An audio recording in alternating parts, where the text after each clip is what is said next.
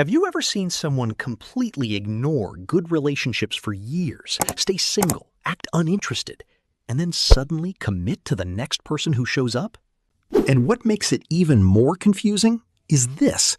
Nothing about the new partner looks dramatically different from the people they rejected before. So, what actually changed? That question is exactly what the taxicab theory tries to explain. And once you understand it, you start seeing relationship behavior in a very different way. Because the uncomfortable truth is this: people don't just choose who they love. They choose when they are capable of choosing at all. In psychology, attraction and commitment are not constant systems. They turn on and off depending on emotional state, life circumstances, and internal readiness. This means someone can meet the right person at the wrong time and feel absolutely nothing. Not because the connection isn't real, but because the system is offline.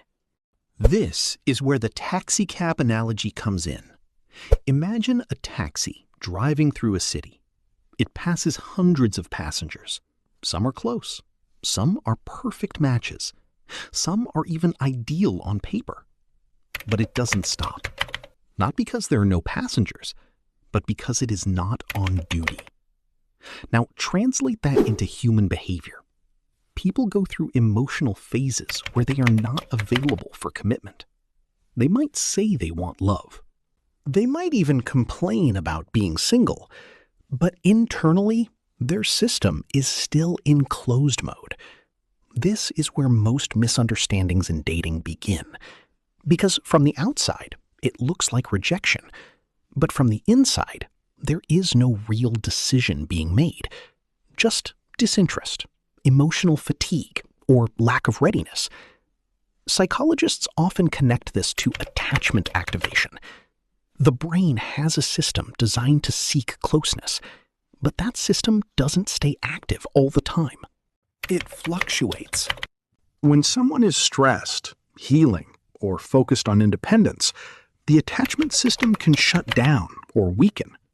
During that phase, almost every potential partner is filtered out early, not because they are wrong, but because the mind is not prioritizing connection. This creates something interesting. People in this phase often think they are picky, but in reality, they are not evaluating deeply enough to even be picky. They are simply not in a decision-making mode for relationships. Then, something changes. And this is the turning point of the theory. A shift happens internally. Sometimes it's loneliness. Sometimes it's emotional growth. Sometimes it's life pressure, or aging, or changing priorities. But whatever the trigger is, the result is the same. The attachment system turns back on. And suddenly, the same person who rejected everyone becomes open again. Now here is where the illusion starts. When emotional availability activates, the mind doesn't go back and reassess everyone from the past. It doesn't reopen every rejected option. It simply starts evaluating what is present now. This is why timing becomes so powerful, because whoever is in their life at that moment has a much higher chance of becoming the one. Not necessarily because they are superior, but because they are available at the exact moment of openness. This is the core idea behind taxicab theory. It is not about finding the best person. It is about becoming available at the right time for connection to happen at all. And this is where people outside the situation often misunderstand everything. Let's say someone gets rejected during a long period where the other person was emotionally unavailable. They might assume, I wasn't good enough. But later, they see that same person in a relationship, and that relationship doesn't look dramatically more impressive than what they offered. That creates confusion. It creates comparison. And often, it creates self-doubt. But psychologically, the variable that changed was not value.